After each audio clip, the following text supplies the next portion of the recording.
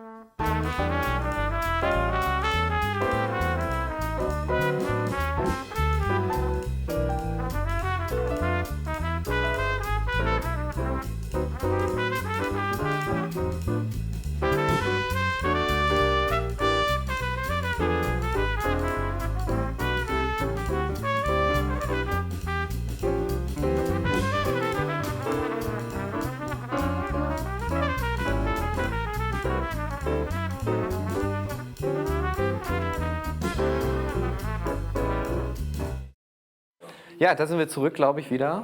Willst du übernehmen, Thorsten? Ja, wenn du mir sagst, was ich soll, über die Eröffnung noch ein bisschen. Also vielleicht haben Sie gesehen, wir sitzen hier nicht nur zu zweit. Jon Jabcobs sitzt zwischen uns. Vielleicht magst du einmal die Vorstellung talk about you all in German today. Really? Okay, yeah, come on, fill me in. What's going on? What happened? No, here's the introduction. When we decided to create a different format for the festival, to cover the guests and the vibe of the festival, I was thinking of this man right away, Jon Jabcobs. He's an old alumni of the festival, old friend of mine, an actor, director, kind of everything, and entrepreneur, and And how many years ago did you? What, 2 years ago? 2 years ago. Yeah. 2 years ago, Jon was. I know it's going to happen now. Yeah. Jon was in Oldenburg, and for Passenger C, it was a beautiful independent film where he plays a famous producer who directed the film, Cassian Elvis. Yeah. And Jon was winning the Best Acting Award. And for some reason he was so pleased, because he also knows the festival and the vibe of the festival, that he did the biggest love letter for the festival. That's true. And here we show so it. I have to do this. You have to do it. Yeah, I mean, you know, this was, I woke up at 4 o'clock in the morning one night, and you know, it was such a high being in Oldenburg and sharing the film and meeting all the filmmakers and, you know, winning this particular award. I met Seymour Cassel here back in '98, and he is an icon of independent cinema. Yeah. And I've starred in a lot of independent movies, and it's like, what does it mean? And I was trying to figure out, what does it mean that I do these independent movies that sometimes are seen and sometimes are not?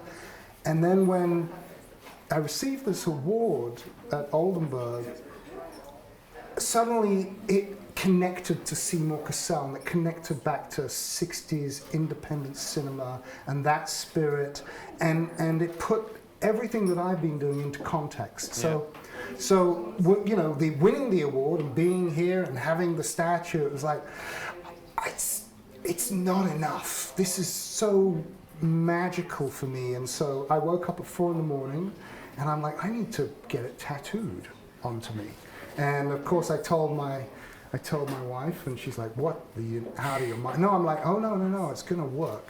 And, guys, close up, we please. have to show it on camera. We need a close up of this. So here we go. This is the Seymour Cassel Award, and this is the festival mascot, the cat, right? Oh, and if you have to get really close, but in red ink it says red pill. Yeah. Right? Takes the red pill. Yes, because you have to take the red pill when you come to. This is not a blue pill festival. No. This is a red pill festival, and so this really this is a landmark moment, and it is a landmark for a filmmaker to have their film here. It is a defining moment. Lawrence, du musst ein Close-Up fotografieren. Hast du ein Close-Up? Close. This is live TV. Anyway. We met yesterday. We met on the red carpet. I did. And I met your mother. Yeah, she's lovely. Thank you. So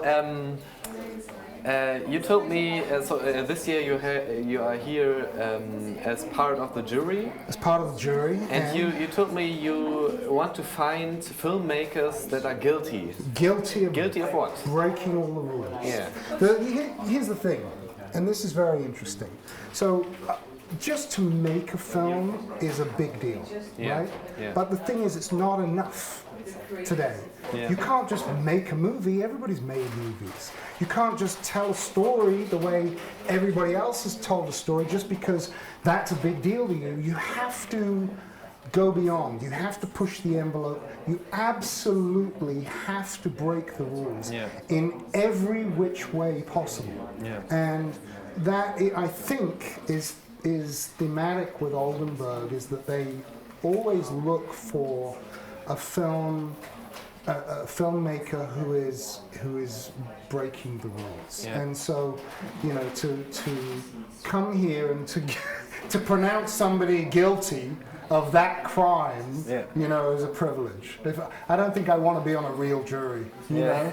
Right? All right, yeah, great that you're here, of course, yeah. Thank you. But now Jon is going to be not only on the jury, but also hosting this show, because I know him as a very good connoisseur of films.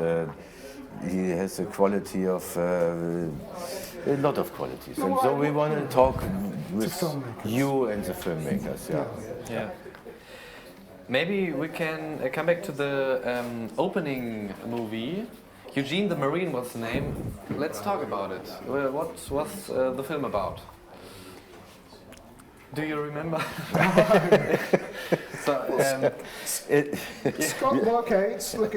Scott Glenn has an extraordinary career. Yeah. He's an American actor. He's an iconic face from so many movies through many decades. Yeah, yeah. So his first movie leading role was actually in the very late 60s. It was called The Baby Maker, right? And he's stoned throughout the whole film.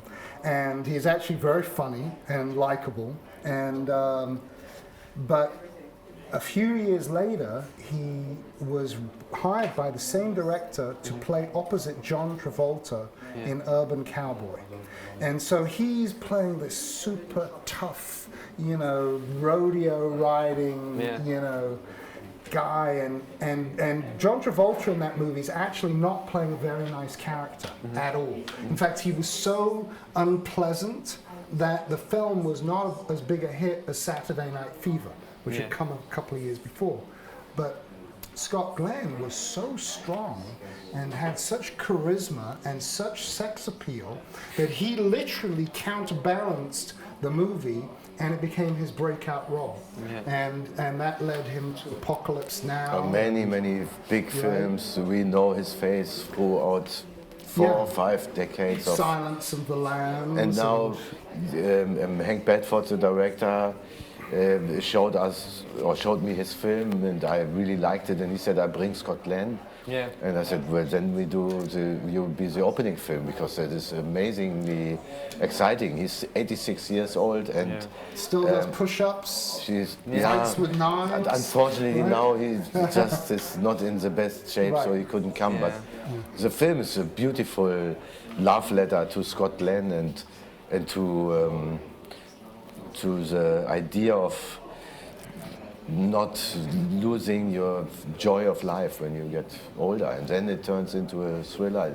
So it was a wild mix of genres, and I'm always, of course, nervous or thinking about what film do I present and what would go with the audience, or where do I push the limits too far.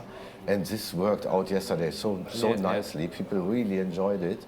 It was a great evening, and now there's 4 films that they can see in the festival. Scott Glenn tribute is there.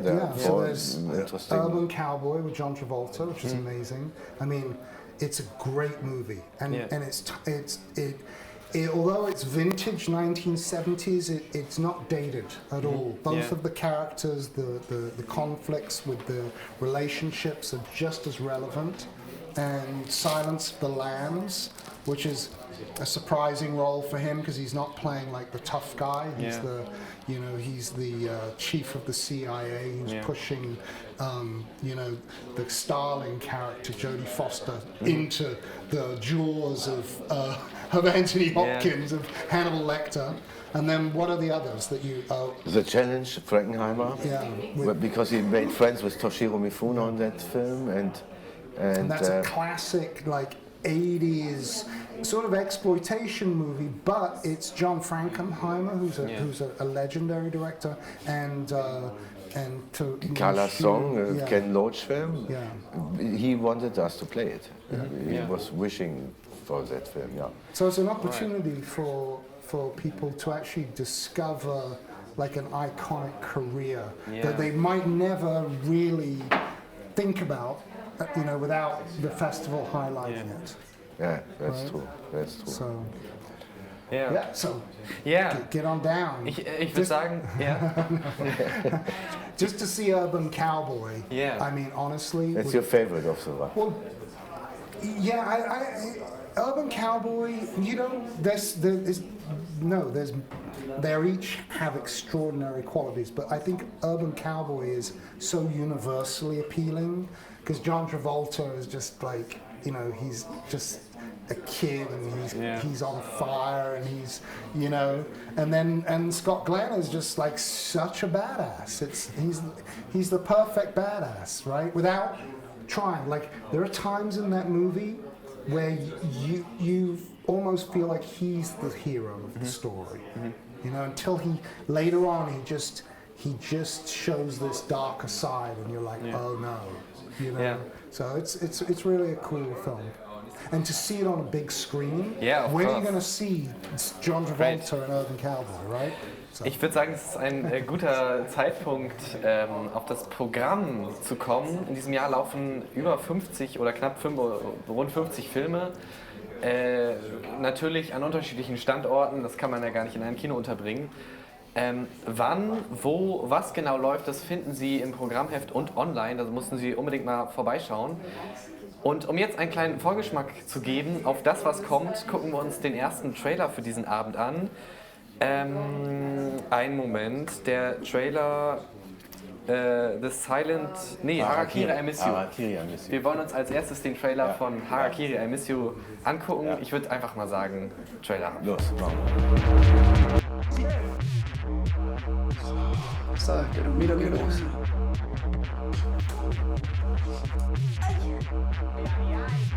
Maricón.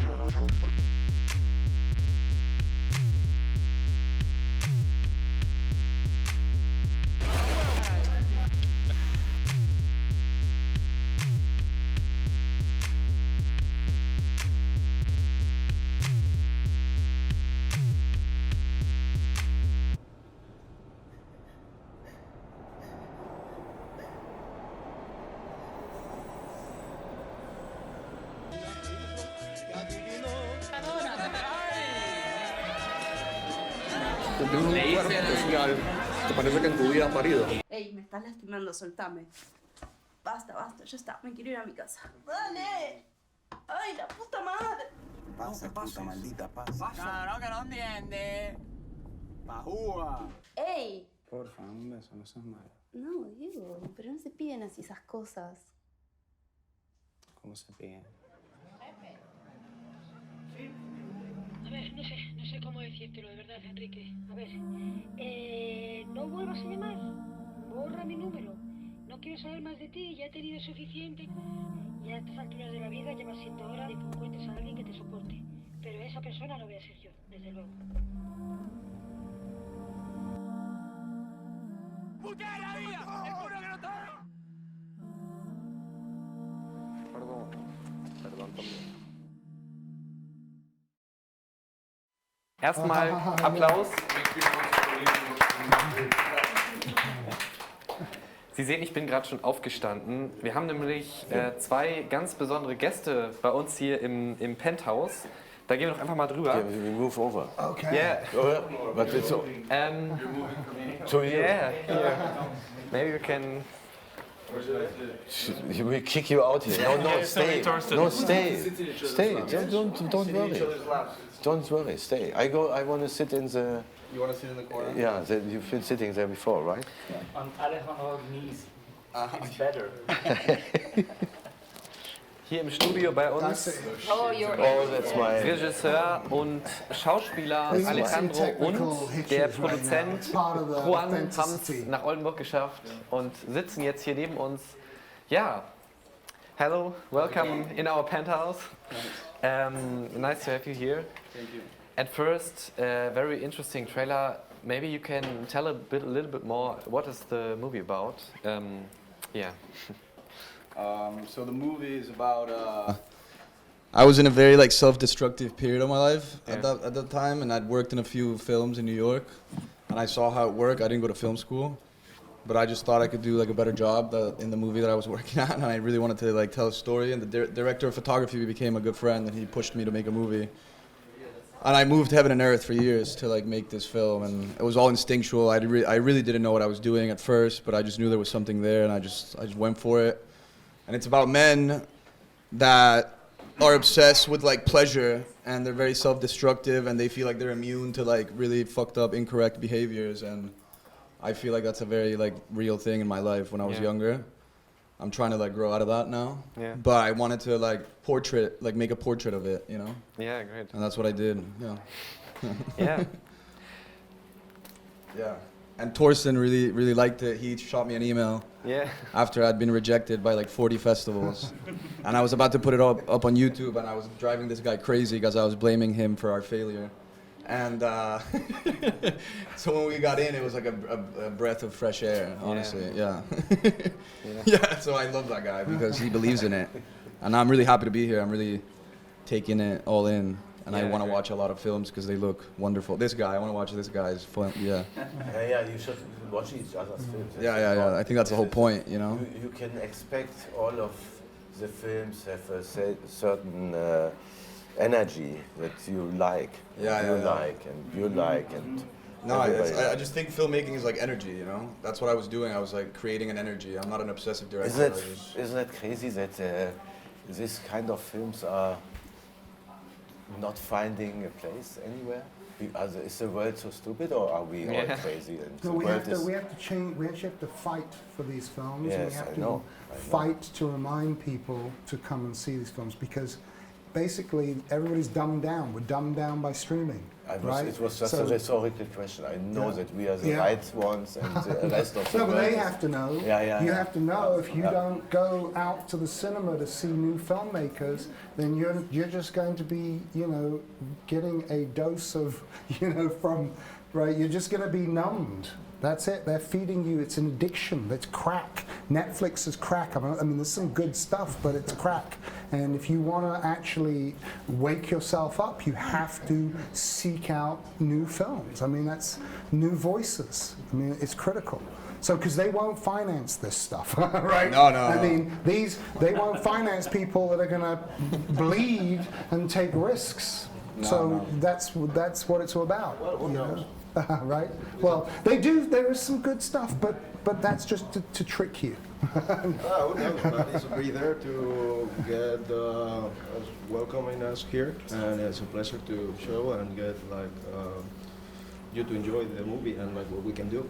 But when you were deciding we make this movie now, you were thinking of what do we do? How will the audience go to see it, and how can we sell it? No, not at all. No. Thank you. I never thought of that. I just knew that I just didn't want to make something shitty. So that was it was driven by a lot of insecurity, but a lot of delusional self-belief that I was making a masterpiece, and people around me thought I was crazy. But I never thought of making my money back. I never thought of who's gonna watch it. I started realizing that it had a lot of potential when I started editing. But while I was making it, I was just so uninhibited and going for it. And same with Juan.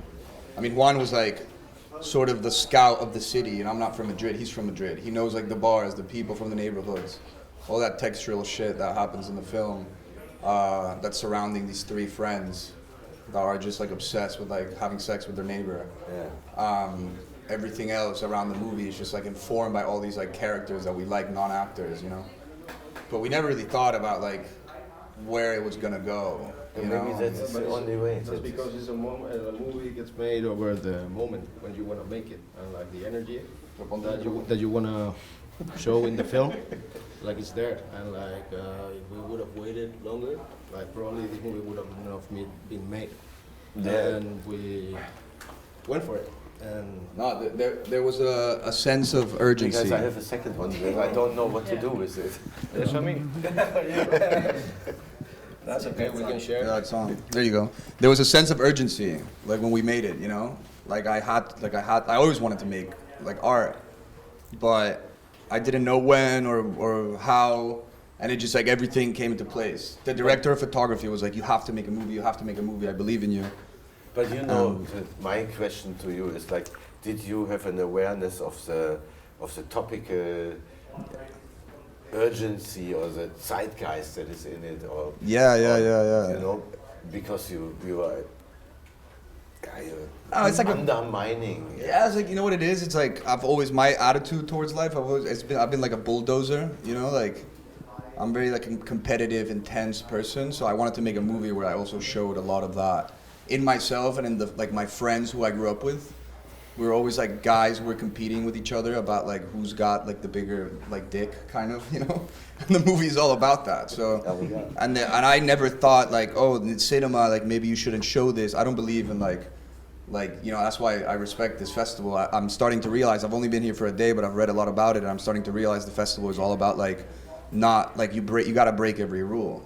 You can't you can't follow anyone, and like I was just never thought it's like I shouldn't make this because it's like I actually had a lot of people like within the movie, like other actors or like a couple of producers were like, this is too much, or the editors like, this is too much. I was like, no, like, I don't care, like I'm not. No, there's no such thing as too much. So everything feels right and real. Yeah, You know, is having thought. I got to see it already, and it's a, and I didn't think of this till like 10 minutes ago. But it's a classic coming of age movie. But it's not coming of age 17, 18. It's sort of early 20s, and they're preoccupied with all of the things that every young male is preoccupied with, so it's a very universal theme. But the kind of film that this is, to me, it evokes mean streets. It evokes laws of gravity, and although it doesn't necessarily deal with crime, you know, it has that edge to it, that, you know, that spontaneity, that, you know, youthful energy that, you know, when you had De Niro. Like when I watched this film, it was so funny. I'm watching this guy, and I'm like, where the fuck did they find this guy? It's impossible.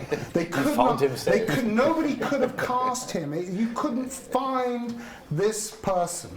Right, so then I find out a little bit later he directed it. I'm like, oh, okay, that explains it. Otherwise, it's not possible. Yeah. Right, because he, you know, basically let himself entirely loose. Right, Yeah. and it's a buddy movie. It's a movie about best friends. Yeah. And that's same with Mean Streets. You know, it's like it's those relationships that make it. If you've got De Niro on his own, it's not enough. Right, you gotta have Harvey Keitel in there. You know what I mean? You gotta to get that dynamic. Yeah. So.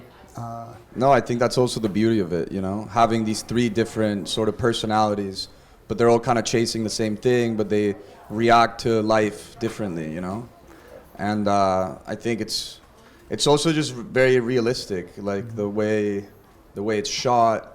I just wanted it to be as real as possible. I call it like an exaggerated self-portrait, you know, because a lot of the things that happen in the film I haven't done in real life, or I wouldn't do. But I took, yeah, I did it on camera, and it was very real. But I also took myself to that place because I wanted to like show it to the world, and it was almost like judge me, you know. Like a lot of people I think might be offended. I've shown it to some people who are offended. And I'm like, I love that. You know, my family for a while, I was like obsessed with like showing it to my family, to like my grandma. And her being like super offended, like I can't believe my grandson did this. But I also, you know, think there's a very vulnerable, sensitive aspect to the film that is sort of trying to meditate on like why, not necessarily why, but like these kids, like what the fuck? Like they're both like feel liberated, but they also are very desperate. It's like, but they walk a very fine line. It's very interesting that the line that they walk. Because I want every kid in Oldenburg. We ran into a whole bunch of kids last night, and I'm like, you gotta come. There's movies. They don't even. They're like, oh, what the film festival? I'm like, well, you gotta come. There's films for you that are here. You know, and this is one of those movies that like all these teens should be coming to see. But your characters walk this line that's so real. Even the other characters, like the neighbor, I'm not going to say too much, but she's walking a fine line with herself. And I think that you managed to provoke people and yet retain, you know, retain a lot of dignity through this film, which is very difficult to do. You know, like, I mean, let's think about it. Take Mean Streets, they're fucking killing each other. I mean, people are, you know, I'm not going to say that anybody gets killed, but you know what I mean? Yeah. Still, you know, American crime movies, it's like, okay, you know, the heroes kill people. Yeah. Now, this movie is a real slice of life in Madrid. You know, it's real. Everything about this is real, and there's a lot of reflection. So I think it's a very relevant movie today, and it could only have been shot in the way that you shot it. Yeah. Right? No, but honestly, we gotta give props to the director of photography. He couldn't make it because he's working, and he's obsessed with working. He's a workaholic. But his name is Hunter Zimny, and he's from New York, and he doesn't speak Spanish. So he shot the whole movie not knowing the language. And I pretty much told him, I was like, listen, I'm going to be acting and I'm going to be directing, so I'm really out of it. So do whatever you want. So he just was able to like, we had like a telepathic chemistry, like energy, where he just knew that he just had to catch every moment of what all these three guys were doing. And he just did that. And then the way we were satisfied with the scene was like, I was like, I gave it my all. He's like, and then I would ask Hunter, and he's like, yeah, I gave it my all. I would ask the actors, they're like, yeah, I don't want to, you know. Don't want to do it again. No, and then he had to stop me and be like, all right, like, you've done 13 takes, like, chill the fuck out, you know, like. And I was like, well, as long as I have enough to later edit. That's why it took so long to edit. Yeah. Because, like, it was just so much, you know, I just, like, I want to, like, fight, you know, I want to, like, there's a scene, I just want to go until I tire the other person out, and I'm tired. And the director of photography just shot it in this beautiful, like, just instinct. The whole movie is just instinct. I don't know. Yeah, not only that, it's also about the gaze of an outsider perspective, and that's what Hunter also brought into the film. It's like he's an outsider. He comes from New York, and the way he sees like their reality is also fascinating. It might come unnoticed by like a local. Like, maybe that's why it has a sort of mean streets kind of a feel, right? Because it's from a New Yorker who's kind of grown up seeing the urban environment like that, the jungle, and it has a sort of jungle, you know, feel. It's also very like nondescript, like random Madrid. We shot it in like the most random neighborhoods. Like I didn't go scouting to look for like a beautiful place. We're like, oh, the guy's walking on the street, let's just shoot any street. You know, like what's the whole like obsession with like seeking like beauty and perfection in like every shot? No. Of course, if you want a bar filled with like really crazy Dominican people, you go to the bar with really crazy Dominican people and you convince them to be in your movie. And the only rule for me was like, don't look at the camera. They would. Do whatever the fuck you want, just don't look at the camera. Right. So you bought some drinks? Yeah, and I'm like, drink, and I'll pay for the drinks. And we literally shot for 4 hours, and then I was like, we went to the owner and we were like, how much was it? And we promised them a screening, and they've been waiting for the screening for 4 years. Okay. Yeah. Well, they're gonna get it. Thanks. No, dude, we could go on for days with the anecdotes. Like, there's a party scene in the movie. I won't tell much about what happens because you have to see it. But I became like, I was really attracted to one of the actresses, and she was attracted to me, but she was married, and maybe I shouldn't say that, but whatever. And I was forgetting that the camera was there because I was so out of it, and I was just trying to like, I was like, let's leave the party. And I'm the director and actor of the movie. I'm like, let's go. And she's like, what do you mean? And I was just like, you know, and I don't know, like the whole movie was like that, you know. And I just knew there was something there. Everybody knew there was something there, but it was also like such a mess, you know. Well, that's the story you were telling. Yeah, but then we fixed it in the edit. That allows you to do everything like this. But this is that why made it very real. It's so spontaneous, and they captured something that, you know, it's not ultimately written, even as much as you may have written it. It's they're living it in that moment as well, and so I have to break you. Unfortunately, it's very interesting to break you in pieces. I had to break you. Sorry, your conversation. It's very interesting to listen. I could listen an hour, but our time runs, so I will go on to the next act. Okay. Für die Gäste. Wir haben einen Musikakt vorbereitet. Eine Musikerin ist heute hier vor Ort. Spin the camera around. Yeah, so let's turn around. I don't have your English. Clara Emily ist zu uns gekommen mit ihrer Gitarre und ihrer Stimme und wird uns jetzt einen Song vorspielen. Ich bin wirklich gespannt. Wir dürfen ja mit dir erst nach deinem Song reden. Haben wir gelernt. Leute, die Musik machen, wollen vorher keine Gespräche führen. Deswegen freuen wir uns auf den Song und sprechen danach. Do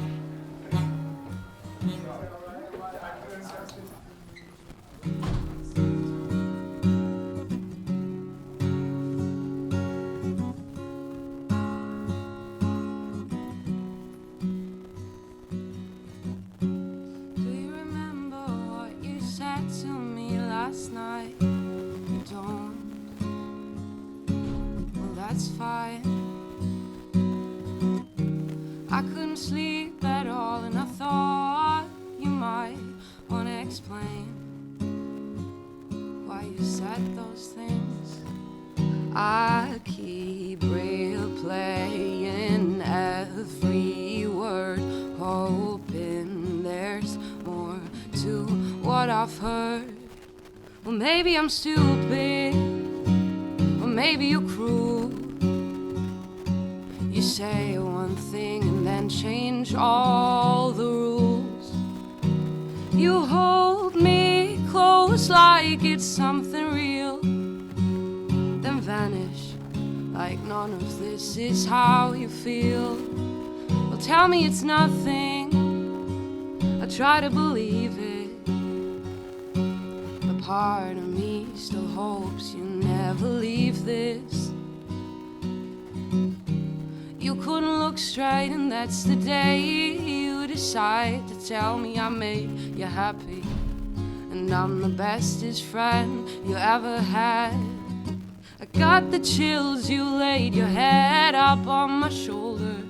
I wanted to cry, but then you almost threw up. I keep replaying every word, hoping it's more to what I've heard. Well, maybe I'm stupid, or maybe you're cruel, 'cause you say one thing and then change all the rules. You hold me close like it's something real and then vanish like none of this is how you feel.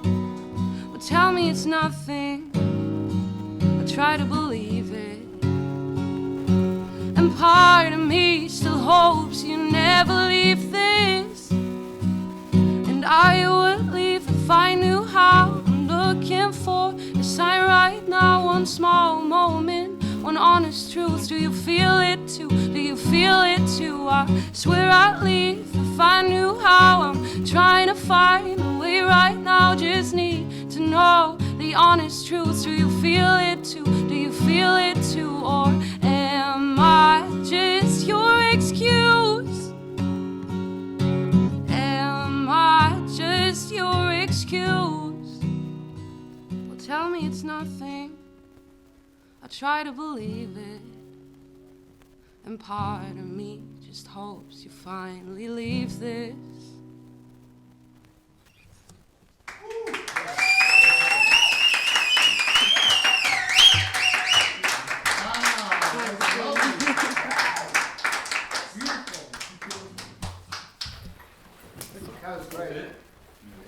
Ja, super. Großartig, danke. Dankeschön. Wundervoll. Aber wo finden wir dich? Was machst du? Bist du sozusagen Also gerne oder you guys? Ja. Genau, ab und zu habe ich mal Konzerte. Ich wohne momentan in Münster, was ja schon mal ich wohne in Münster, ich studiere da und nebenbei habe ich ab und zu mal Konzerte. Zum Beispiel nächste Woche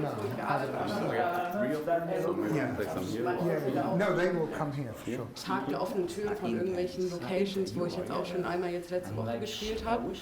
Und sonst mache ich das eigentlich mehr so für mich oder ich poste das bei Instagram oder TikTok. Genau. Vielleicht kannst du einmal den Namen sagen, wie man dich findet auf Instagram oder also, TikTok. Bei Instagram heiße ich Clara Emily's Music. Okay. Und bei TikTok heiße ich Jetzt ist alles Clara mit 3a am Ende. Also unbedingt merken und raussuchen.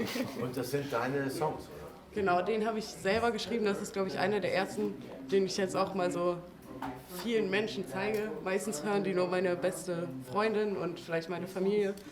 Genau, das ist jetzt so das erste Mal, dass ich wirklich was ich selber geschrieben habe, der Welt zeige. Sehr schön, wunderbar. Das machen wir mehr davon, auf jeden Fall. Ja, danke schön. Wir haben natürlich noch nicht genug von dir. Wir werden später nochmal zu dir kommen, auf jeden Fall. Da freuen wir uns ganz besonders drauf. Vorher gucken wir uns aber jetzt einen zweiten Trailer an. Ein weiterer Film, der zweite von den 50 Filmen, die diese Woche laufen werden. The Silent Sinner heißt der Film. Ich würde sagen, Trailer ab.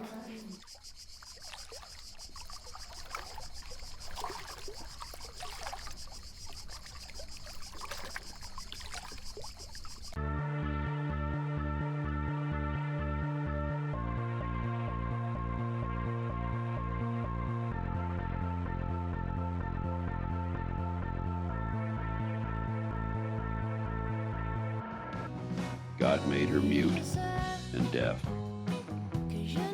She will take her revenge on society. The silent sinner.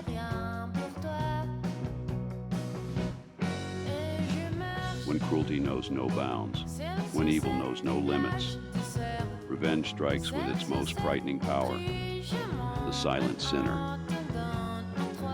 A fun, sexy, and horrific film that is not for the faint of heart. Madeleine Sznetska. Guillaume Campanacci.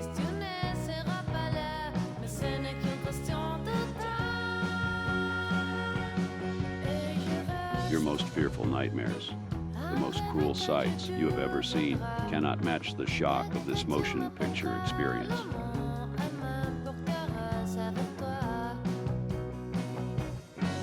The Silent Sinner.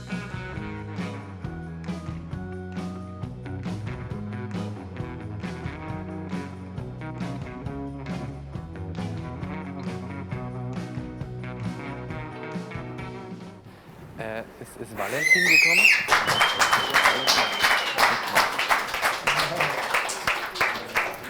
Okay, guys, I do the interview from the door. Oh, yeah? Valentin is on here. Yeah. Okay. Because I'm still smoking, and it's completely forbidden to smoke in a TV show. This is forbidden, guys. Okay, weg von der Zigarette.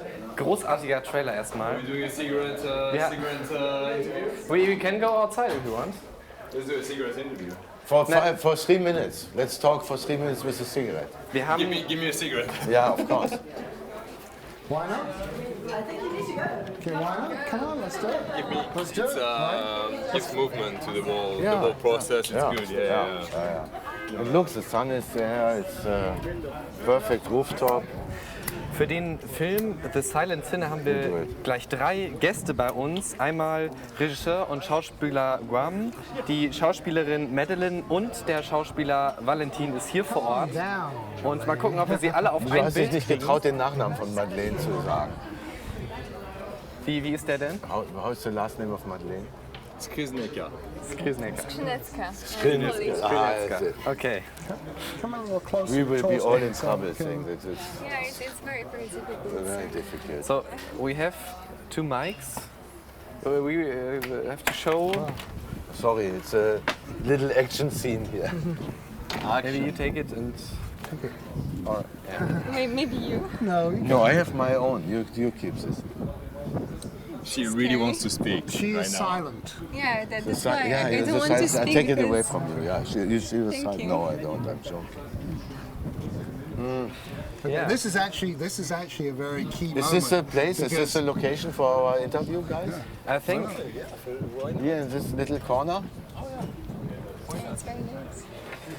Okay. Do you want me to ask questions? Oh no, you Yeah, are. yeah. you can ask us or we ask you. I can do it. Yeah.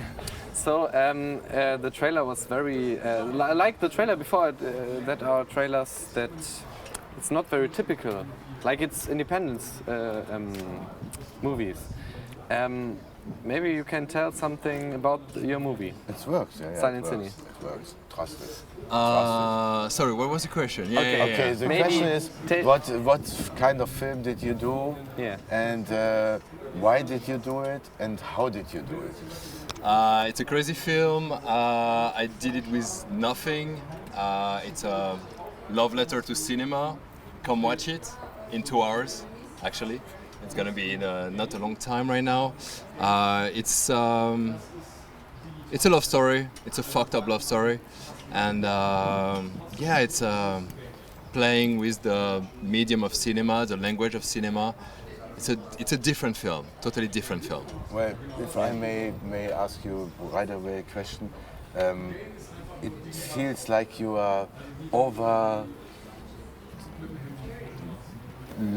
You have so much cinema in your mind. You're such a movie lover that whenever I see something you do, it's like, oh, he knows certain films. He loves movies. He loves cinema. There's so many references to films, and the Nouvelle Vague is what is kind of your main inspiration. Is that true, or am I completely on the wrong track? You're completely on the wrong track, obviously. Yeah. How can I answer that differently than that? No, yeah, absolutely. We're movie lovers. The characters in the film are movie lovers. They play charades where they are miming a film and they're have to guess which film it is, and we're doing charades about famous old movies. We're doing Jaws, we're doing L'Aventure c'est l'Aventure from Claude Lelouch, amazing French director, I hope everybody knows, and a lot of other films. So yeah, these people are just lovers of cinema, definitely. And the Nouvelle Vague is a huge influence. Godard, Truffaut, no rules, no limits, you do whatever you want, you reinvent the medium. And the kids that go to the movies today, they have forgotten about it. They don't know that Godard broke all the rules, and now it's time that someone comes to do that again. It's like, I enjoy that very much. Yeah, because everybody's like used to watch a film and they know how a film should be, and we're trying to make a film that shows the people. Like, you can make a film that's very different. You actually can do anything, you can do whatever you want, and that's what I'm interested in. Yeah. You're telling a story still. I am kind of trying to tell a story, a love story of these two crazy people that kill people because they have a dream to, they live in Krakow and they want to go in the south of France and retire and read and make love and swim and just do what life is about. But will they be able to do that because of how they're killing people? I have a question, a little bit technical. You are the director, but also an actor in the film. Is it difficult to have this both positions, or is it easy? No, it's easy. I wanted to have the best actor possible for the film, and I did casting all over the world, and I actually felt that I was the best person to do it, so that's why I cast myself, yes. Great idea. All right. Who's giving you directing things? Who's directing you in front of the camera? Are you fighting with yourself? I've got several personas. Are you fighting against the director, against the actor, and you're like, no, do it differently? There's a lot of fighting, but it's all in my head, so nobody is aware of it. So I'm fighting with myself, and I'm giving myself directions, and I think it works out. Maybe not. I don't know. Let's talk about come in there. If you don't mind. Put me in the center. Come on, a little bit. Stand together, because this is a extremely romantic movie. It's a Bonnie and Clyde, adventure, crimes, of passion, but it's extremely poetic. It's very sensual. It's sexy as all outdoors, as some people in Memphis say. And so, there's some obviously incredible chemistry between you. Tell us a little bit about how did you feel with the eroticism, with the sensuality in filming that and sharing it with us? It was very not easy for me to share that. It was like the first time for me to do it, so it was very not easy. Not easy to do. No, not easy to share this kind of emotion. Yeah, of course, I trusted. That's why I did it, but it was not easy. So Madeleine is actually she's a painter, and she's not an actress, and she has no desire to be an actress. So she didn't want to act in the film, and the only way I could have her in the film was for her to not speak. Hence, the silent sinner.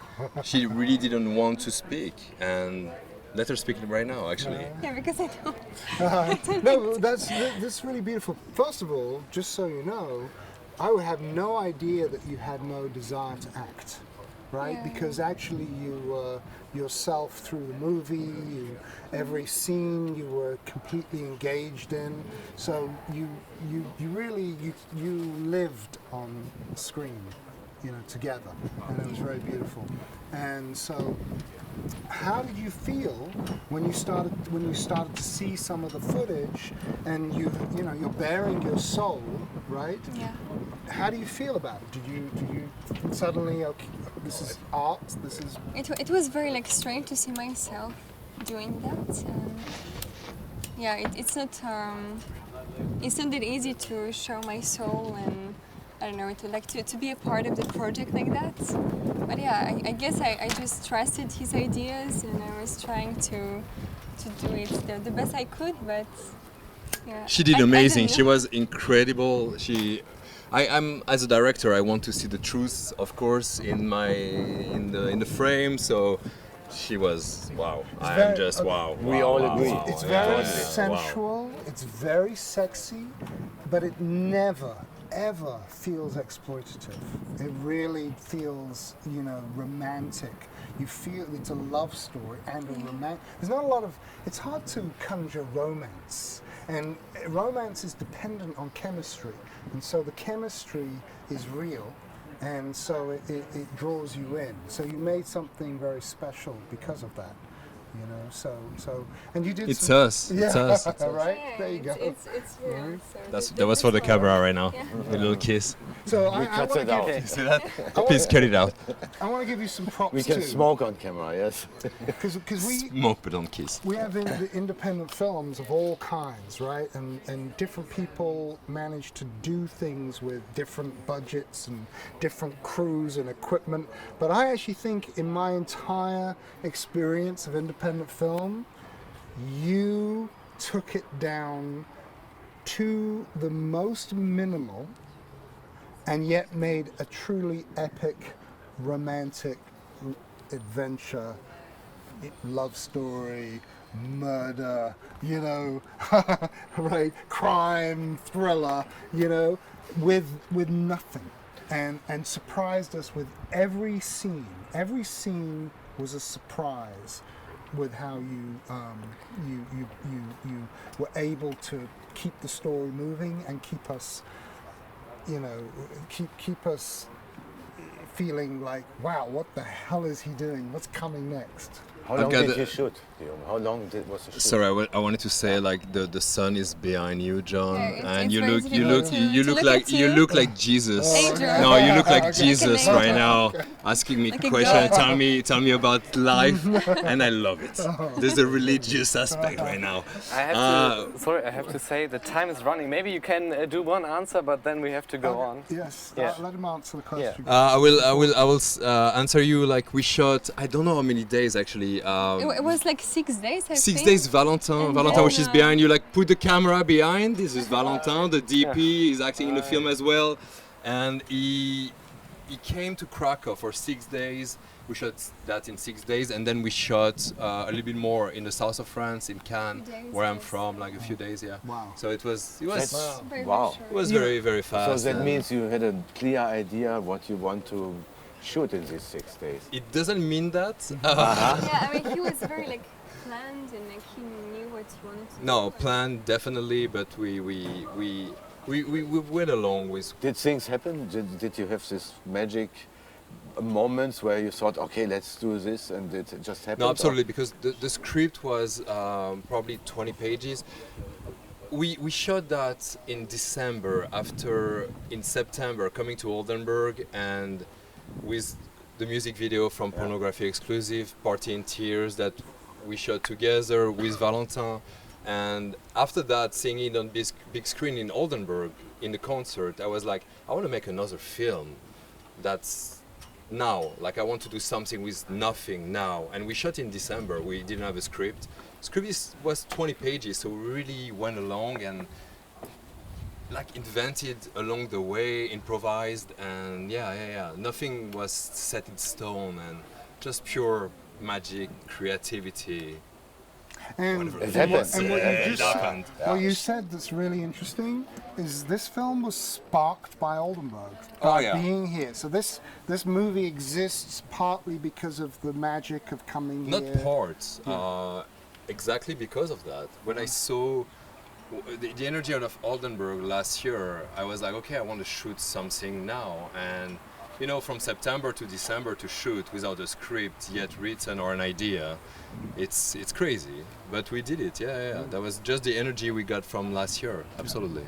And I would like to say that just because you did that, that doesn't actually mean that the film plays in Oldenburg. This film would not be playing in Oldenburg if it didn't actually constantly amaze you and a good tough point you right? make. Yeah. Yeah, I mean, well, of course. So it's we can give inspiration, but like in awe, actually, of the accomplishment to conceive a film, to want to do it, to actually get back here and past the radar, you know, of breaking all the rules. Not that easy to break rules. Well, I'm a kind of like...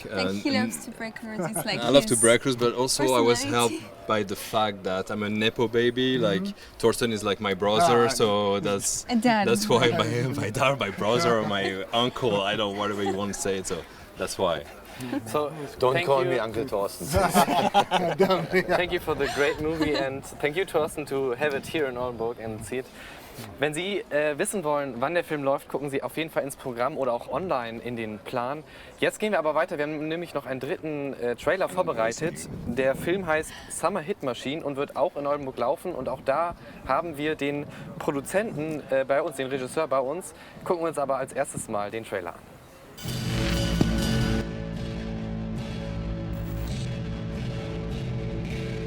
Doesn't work this time. Let's just record underwater right away. Record it, huh? Yeah, I'm on it. We're gonna make the worst album of the year. J'ai gagné le Summer Hit Machine il y a 7 ans. Gagner une fois, ça peut être du bol. Tandis que gagner 2 fois, ça prouve qu'on a du talent. C'est un prix hyper convoité chez nous, c'est notre carotte, quoi. Voilà, ça m'inspire déjà. Ça sent le tube, hein?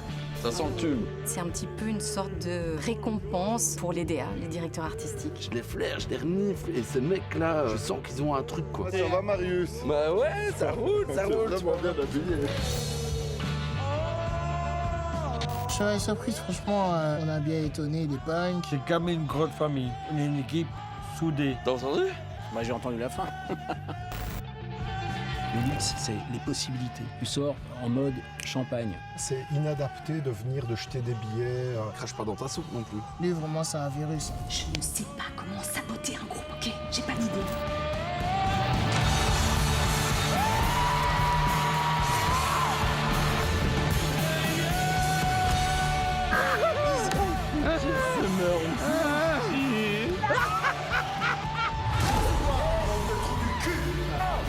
C'est exactement la vision de la belle, c'est vraiment génial.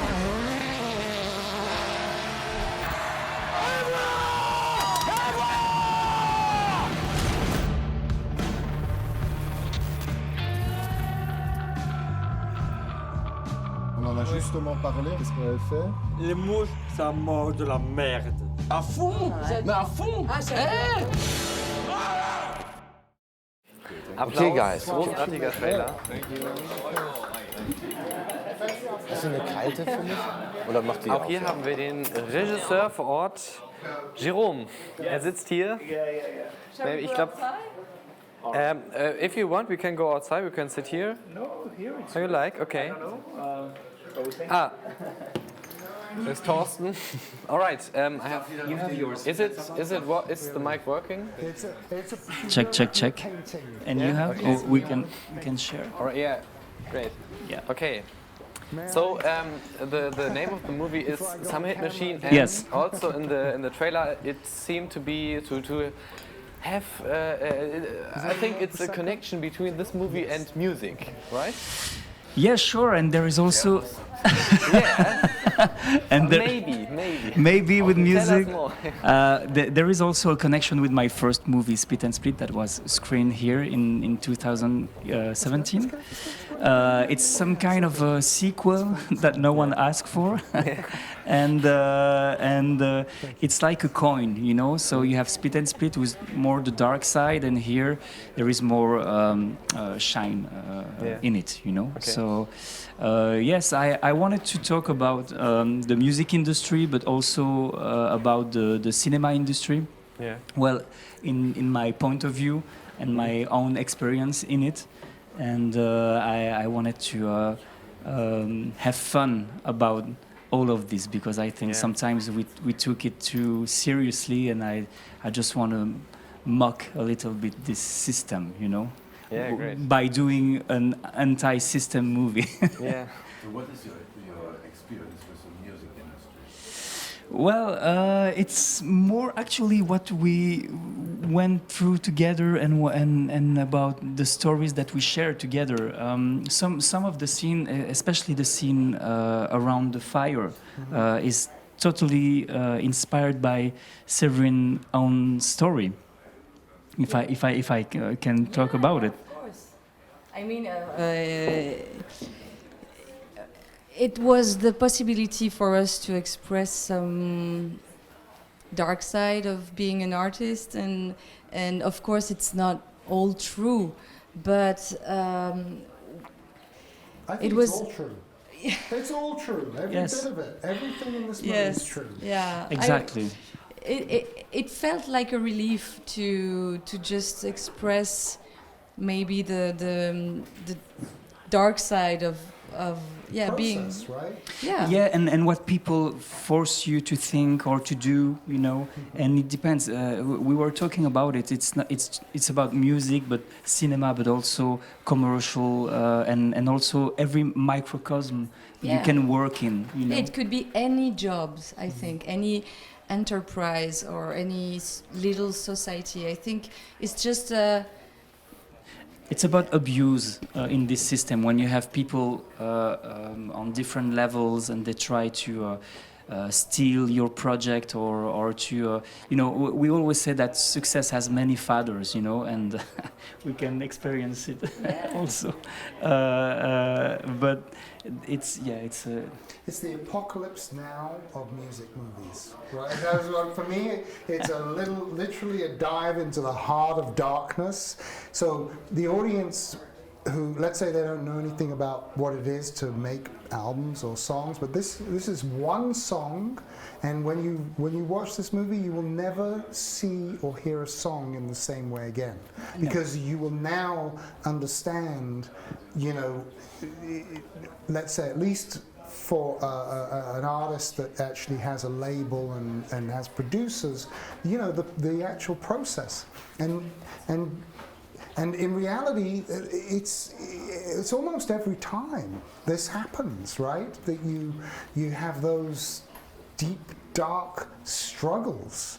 Yes, and you just look at history of show business, rock, cinema. Many lives were broken. Lost. A lot of people got mad, got suicide. I mean, that's the really dark point. It's not a dream. No. That's what people want. You know, we want to make people believe that it's a dream job, or of course we have a lot of joy and we love what we do, but the business around can be really destructive. And what's funny in Summer Hit Machine is that you have two clans and two kind of people who doesn't talk the same language. You know, there are people who want to make money, and there are other people who are asked to make a hit, and they are not from this system, you know, so they don't know how to make money, you know, and so they just do this music with their heart, and the others are like, oh yeah, this is genius, you know, and maybe with this heart we can make money, you know. But you actually achieved that I thought was really interesting. You actually showed how those two sides actually have to work together to produce a hit. Yeah. Like, hits don't actually necessarily just happen. You have these opposing forces, and then they have a battle to the life and the death, and maybe and in the hero's journey, which is like the classic from literature, and it's also, you know, I think, you know, it has a strong connection with the heart of darkness. The hero has to descend into the pit of hell, and if they do and they survive, they come back with the prize. And that's what well, without, you know, I don't want to spoil the movie, you know, this is a rock and roll movie. Like, this is a rock and roll movie, and you should bring a bottle of champagne or a flask and make sure you've got it in your pocket when you sneak into the theater. You do not want to watch this movie without, like, you know, something to drink, right? So it's a real, but it's as dark as it is, it's also really it's really fun and it's very rock and roll. I literally messaged some incredible rock artist in LA, literally while I was watching the film. I'm like, you need to be in Oldenburg because this is you know. Sure. That's why we are here. Every day. That's why we are. Actually, we made this movie to be here again, As another movie. And it's true. I've done this film for Torsten, and I wanted to share it with him. That's why it's our world premiere. It's true. And after that, if the movie succeed or not, my producer will hate what I'm saying, but I don't care. I won. Just being here, I won everything, all the prizes. That's a beautiful thing, and the people that are watching this, because this is going out local on TV. I mean, do you understand? You have filmmakers here at the Oldenburg Film Festival that made their films dreaming that they're going to premiere here. This is such an extraordinary opportunity to discover, fresh, hot off the press, new films, new talent. It's extraordinary. Torsten, maybe you can tell us how you feel about it. I think it's great. So many films made for you. For Torsten Neumann. I could also turn them down. There's no problem. Guys. He does. By the way, just legit, I had a couple of films turned down this year. Oh yeah, there you go. Yeah. One of them's going to come back next year for sure, though. He's going to deliver, that guy. But but the thing is, of course, it's this knowing who we are and what we are as a festival. It's also finding filmmakers that I think are amazing and that that dare to do other ways of creating art in my understanding. And it is maybe almost depressing to find out that there are not so many places around in the world like ours. And then again, it's also lovely to know, okay, if there's no one else, then it's us. Yeah. That's the point. But it's clearly lovely to hear that we are inspiring. And like Alejandro just said, he got turned down from every festival and he was thinking of putting his film on YouTube until we said, amazing, we want you to be here. Yeah. It's great and at the same time depressing, I have to say. It's really life-changing for directors, indie, punk directors, because they have a voice, So you have to fight to continue. Yeah, totally. And as long as I have great filmmakers that bring in amazing films, it's super. And we all have to make sure that the variety of voices will be kept alive. And, there are not so many others around. Yeah. That much I know. And it's clear, or I have to sometimes explain it also maybe to our sponsors or something. It is not like, what we celebrate is what others don't take. It's like we celebrate the really true art, what others don't dare to do. I mean, what others don't dare to do. The Hollywood reporter is here to report about us, so I think that says it all. So maybe we will see again in a couple of years with your next film. We will see. Next year, I hope. Next year, okay. He's not going to mess around. No, but it's a real deadline. Shall we make another film for September? It's not the summer hit machine, it's the Oldenburg hit machine. No, but really, it was a deadline. The movie was finished last week, just on time for Oldenburg. But I saw it before. And I knew. And the final version was finished. And by the way, you say that, and that makes you think, oh, well, it was just rushed. No, there's extraordinary, exquisite attention to detail, right? Each chapter of this movie, the way the titles and the credits come up, and the forests, and how you use this. Okay, this movie primarily takes place all in a recording studio, an amazing recording studio, but. Man, how you use that and bring that to life? if you love music and you love the process, this is definitely a film that you're gonna have it's gonna be a revelation. How many feature films did you do so far? It's my third one, and with one-way ticket was the fourth one. Yeah. Was an anthology movie. So and you are always in trouble with the Belgian funding. Yes, and especially this one. You know, it's funny that you're talking about the chapters, because it's something that was very important for me, and it was one of the quotes that they tell me, like, we don't understand why you're putting those words, you know, and I'm like, I don't care. I like to read. And this film was not supported by our government. No, they just rejected. Like, we only had 1 yes on 9 no, you know. And I was like, you know, Jean-Luc Godard did it. Like, he didn't care about titles appearing and words and so on. And even sometimes, like, yeah, but you are not Jean-Luc Godard. Yeah, but sometimes they don't just understand what we are doing, you know. And when I'm showing my films to Torsten, he just get it, you know, like what I'm doing and the energy that is put into it. And so, in a way, it's a funny way to say some people want to see those movies, apparently, you know, and I don't feel mad about this government, but I'm just smiling because it's a small country, and I'm like, why don't you support me, you know, because there are others, total different artists. The thing about governments, that they're actually designed to not actually understand what's going on.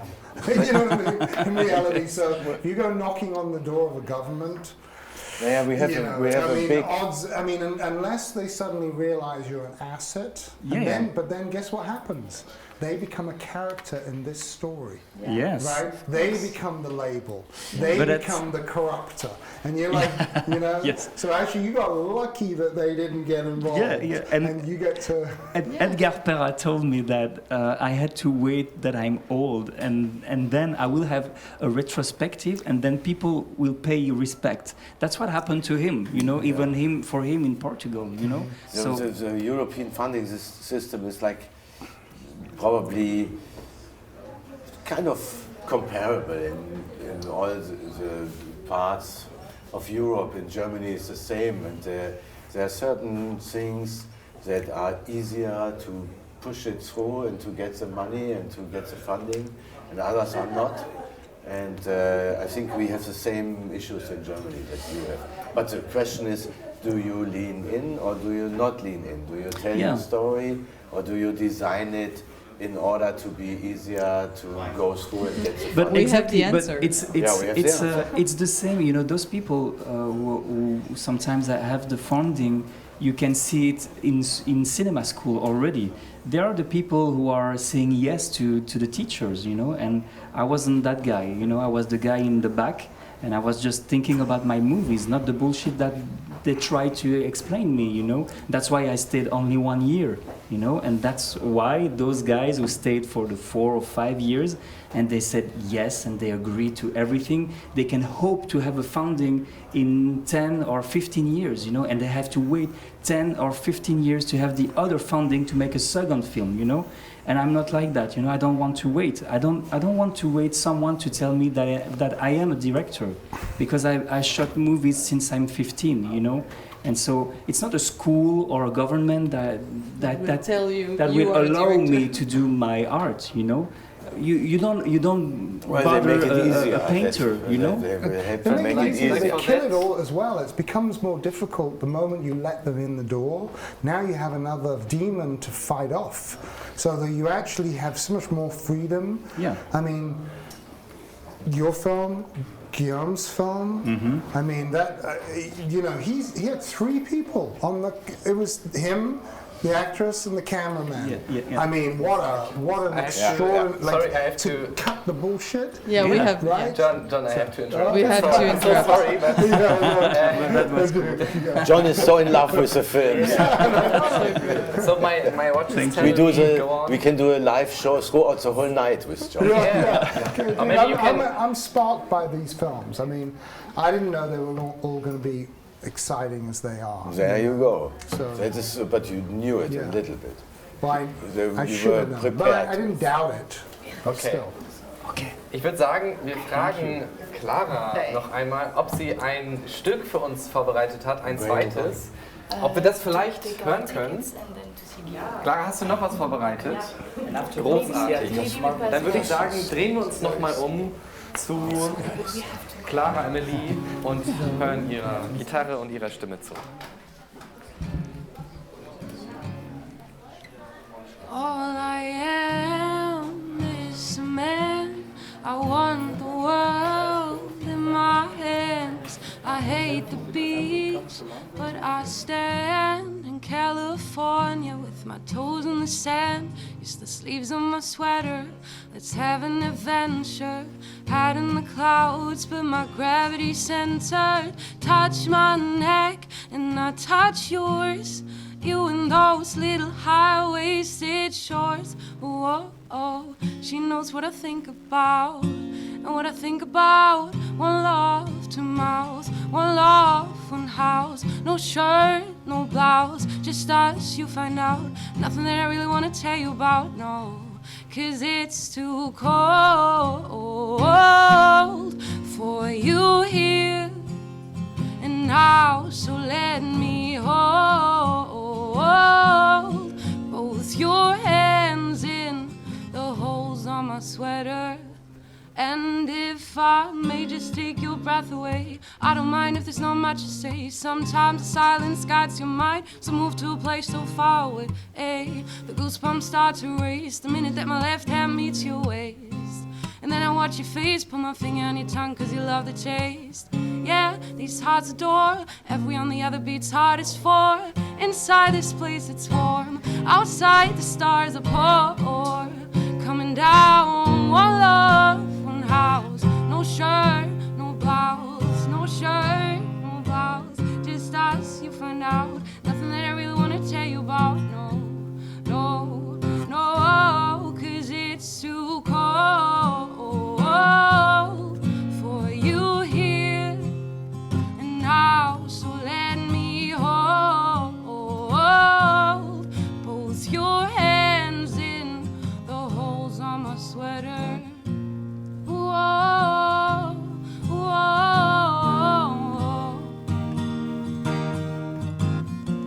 whoa.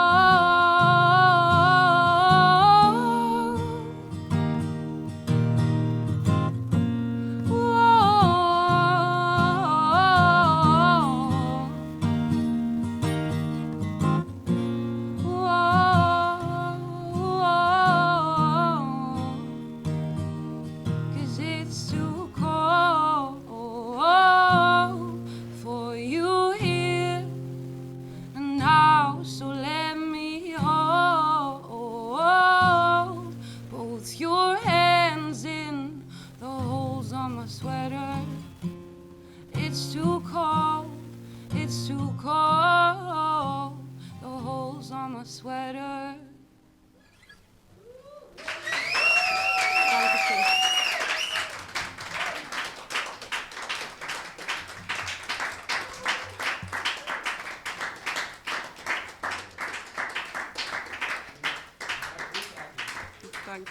Clara, also wenn wir jetzt nicht schon am Ende der Sendung wären, würde ich dich auf jeden Fall um noch ein Lied bitten, aber die Zeit ist leider schon vorbei. Oder haben wir noch eine Frage? Haben wir noch eine Frage? Oder? Und toll, dass du, dass du uns sowas vorgetragen hast. Das war auch ein selbstgeschriebener Song? Nee, das ist von The Neighborhood. Oh fuck, sorry. Ich kenn mich ja gar nicht aus. Ja, aber danke auch, dass ich hier sein durfte. Das ist schön. Ja, es freut uns, dass du hier warst, auf jeden Fall. Wirklich großartig. Schöne Lieder. Dankeschön. Okay, ich würde sagen, wo ist Jon? Und wollen wir mal rausgehen für die Abmod? Oder wir bleiben hier bei Clara. Hier bei Clara. Wir bleiben bei Clara. Okay. Das ist ja wohl das geilste Möbel hier. Da können wir auch mal drauf. Auf jeden Fall. Das geilste Möbelstück, wollte ich sagen. So, wir sind schon etwas über der Zeit. Ich glaube, die Regie schlägt sich schon die Hände über dem Kopf zusammen. Deswegen würde ich sagen, machen wir jetzt einfach mal Schluss. Genau, wir haben noch eine Sendung natürlich. Morgen am Freitag um 21 Uhr wird die laufen. Guckt auf jeden Fall online vorbei für das Programm und viele weitere interessante Informationen über das Festival und die 50 Filme. Und die Programmhefte gibt es auch, entweder hier zum Abholen oder auch in den Kinos. Ja. Ja, und damit würde ich sagen, wir verabschieden uns. Noch irgendwelche Abschlussworte? Nee, ich freue mich drauf, alle möglichen Leute im Kino zu sehen. Das ist ja das Allerwichtigste. Die Menschen müssen ins Kino gehen, sich bewegen, Ja, vom Sofa erheben, von so einem coolen Chaiselong. Und morgen sehen wir uns dann wieder und reden wieder über mehr Filme mit mehr tollen, interessanten Menschen und bewegen uns hier so durch through this landscape. Ja, also auf jeden Fall morgen um 9 Uhr vor dem Fernseher, aber sonst unbedingt in die Kinos. Oldenburgs Streifen. John, von dir noch any closing words? Yes. Last words? Okay. If you are within driving distance of this festival right now, get down here. No kidding. You've got to be a part of this. If you feel the energy of tonight, you can actually be a part of it. Tonight, these filmmakers are going to be on the stage. They're going to answer questions about their films. I mean, you get to be... This festival is a part of the birth of some of these films, but honestly, you as an audience, you get to be a part of the delivery, right? So get down here. Yeah, thank you very much. Okay, dann bedanke ich mich auch bei Ihnen fürs Zusehen und ich würde sagen, bis morgen Abend 9 Uhr, machen Sie es gut.